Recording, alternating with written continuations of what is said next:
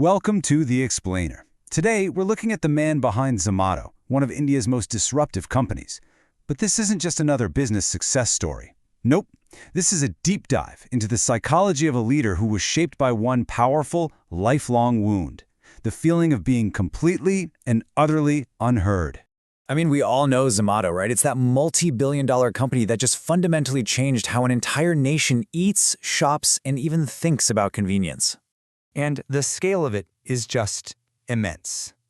We're talking about a platform that's created hundreds of thousands of jobs, becoming a true cornerstone of India's gig economy, and really a household name. But behind that massive public success story, there's a really interesting paradox. Because for years, the man at the very top of it all felt completely invisible. And to understand the leader, you really have to understand the child. Okay, so here's the first piece of the puzzle. By his own account, Zomato's founder, Deepinder Goyal, believes he is a natural-born leader. And this wasn't some late-in-life realization. This quote, it actually came from a poster he had on his wall when he was just a kid. It speaks to this really deep-seated ambition, this belief that he was always destined to be in charge. So you'd think this guy would be front and center, right? Well, get this. He hasn't addressed his entire company in person for over 7 years. Just think about that for a second. The leader of thousands of people hasn't spoken to all of them at once in nearly a decade. And the reason why is a lifelong stammer that has made him deeply, deeply uncomfortable with public speaking his whole life. It's actually forced him to find these unconventional ways to lead, like holding huge company town halls entirely over text chat. So you have to ask, where does that deep-seated discomfort come from?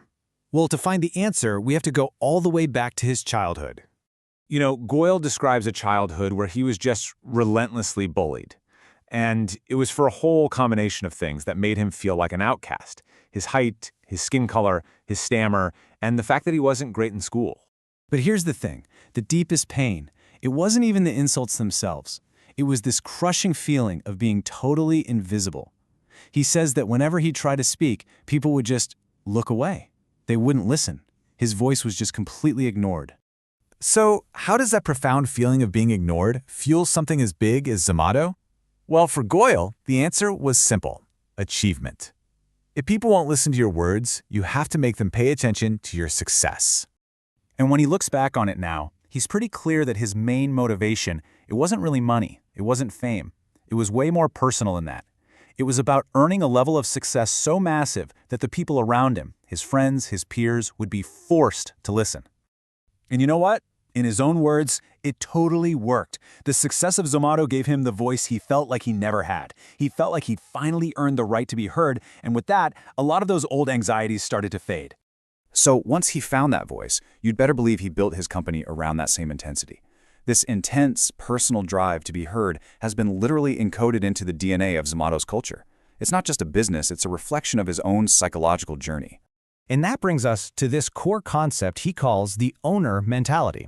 It's not about how many hours you work, it's about your level of emotional investment. See, he doesn't want employees, he wants people who treat the company like it's their own baby.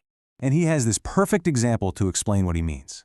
An employee sees a critical bug at 6 p.m. on a Friday and says, we'll fix it on Monday. An owner sees that same bug and says, I am not going home until this is finished. That right there is the difference. So what does that look like in practice? Well, this whole philosophy leads to a really unique way of operating. There are no traditional quarterly or annual goals. Instead, there's just this constant push to do more and do it better, all driven by a sense of urgency, absolute trust, and for senior leaders, obsession is a requirement. But as you can probably guess, this level of intensity, this demand for obsession, it comes at a pretty high cost. It creates an incredibly high-pressure environment that, frankly, is not for everyone. And the results? Well, they're pretty telling. In just the 4 years after Zomato's massive IPO, all 5 of his designated co-founders, the very people who were supposed to have that owner mindset, they all left the company. I mean, he knows it. When an interviewer put it to him directly, saying, the cost of working alongside you is very, very high. Do you think so? His answer was simple, direct, and with no hesitation, yes. And that really brings us to a huge question in leadership today, right? Where do you draw that line between demanding excellence and creating a toxic culture? I mean, is this just the necessary price you have to pay to build something truly extraordinary? The whole approach is definitely controversial. On the one hand, you have critics calling it inhumane, saying it just fosters burnout. But on the other hand, Goyal frames it completely differently. He sees it as a necessary part of a mission. He even says that when he intentionally hurts people with harsh feedback, it's an act of care, meant to unlock their hidden potential. So when you step back, you see this really clear psychological through line.